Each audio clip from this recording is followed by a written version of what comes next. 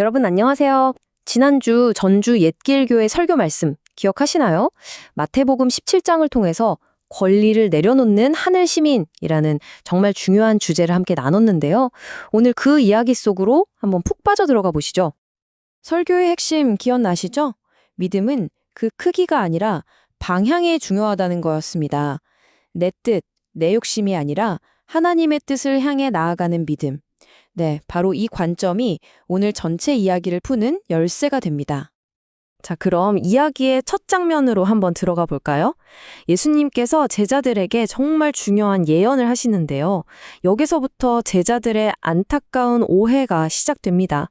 과연 뭘 놓쳤던 걸까요? 예수님께서 또다시 아주 중요한 예언을 하세요.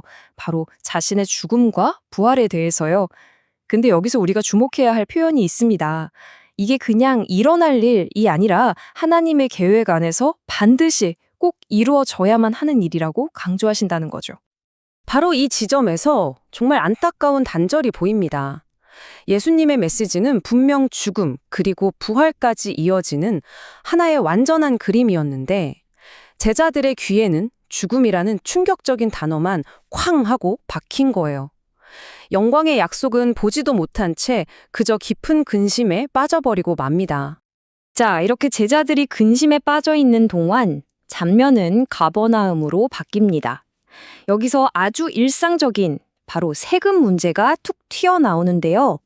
이 평범해 보이는 질문이 어떻게 그렇게 깊은 진리로 이어지는지 한번 따라가 보시죠.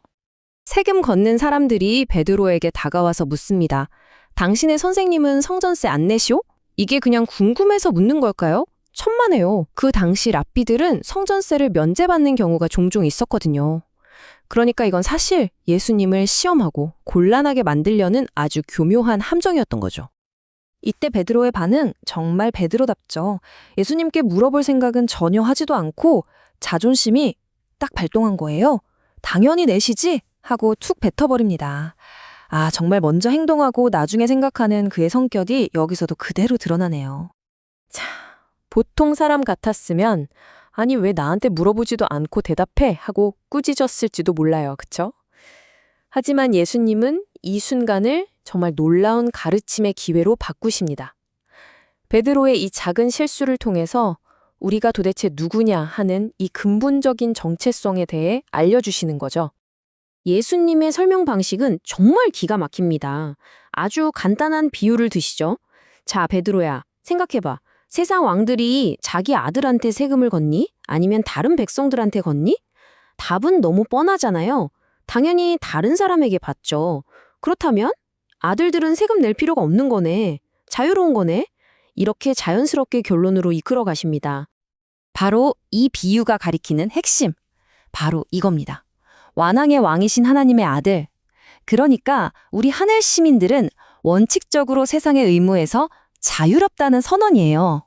와, 정말 엄청난 정체성을 알려주신 거죠. 아니, 그런데 잠깐만요. 자유로운데 왜 세금을 내셨을까요? 바로 이 지점이 오늘 말씀 전체에서 가장 중요한 하이라이트라고 할 수 있습니다. 그 이유는 바로 이 한 구절에 모든 답이 들어 있습니다. 그들이 실족하지 않게 하기 위하여. 예수님의 행동 원리는 내가 옳으냐 그르냐가 아니었어요. 이 행동이 다른 사람을 사랑하는 것인가? 이거였죠. 나의 당연한 권리 주장이 혹시라도 다른 사람에게 걸림돌이 되는 걸 원치 않으셨던 겁니다. 그래서 예수님은 성전세라는 이 사소해 보이는 문제에서 마땅히 누릴 수 있는 자신의 권리를 기꺼이 사랑으로 내려놓으십니다. 그리고 이 작은 내려놓음은요, 앞으로 다가올 거대한 내려놓음의 예고편과도 같았어요. 바로 십자가 위에서 당신의 생명이라는 가장 큰 권리마저도 우리를 위해 내려놓으실 그 위대한 사랑 말입니다. 이야기는 여기서 끝나지 않아요. 권리를 내려놓는 순종 뒤에 하나님께서 얼마나 놀라운 방법으로 응답하시는지 보여주시거든요. 자, 마지막 장면, 이 기적을 통해 하나님의 성품을 한번 들여다볼까요?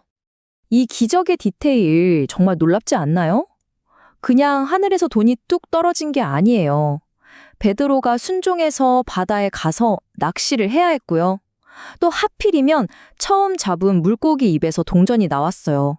그것도 딱 2사람분의 세금, 정확한 액수로요. 하나님의 공급이 얼마나 섬세하고 인격적이고 또 우리의 순종을 통해 일하시는지 이걸 다 보여주는 장면이죠. 결국 이 기적의 진짜 메시지는 돈이 아니었던 겁니다. 하나님은 우리에게서 뭔가를 억지로 빼앗아가는 분이 아니라 우리의 모든 필요를 채워주시는 공급자라는 사실, 이걸 가르쳐 주신 거죠. 우리가 사랑으로 권리를 내려놓을 때 우리 아버지가 모든 것을 책임져 주신다는 정말 든든한 믿음의 교훈입니다. 그리고 이 모든 이야기는 이제 화살표가 되어서 바로 우리를 향합니다. 우리 각자에게 이런 질문을 던지는 거죠. 복음과 내 옆의 이웃을 위해서 나는 오늘 나의 어떤 권리를 기꺼이 내려놓을 수 있을까?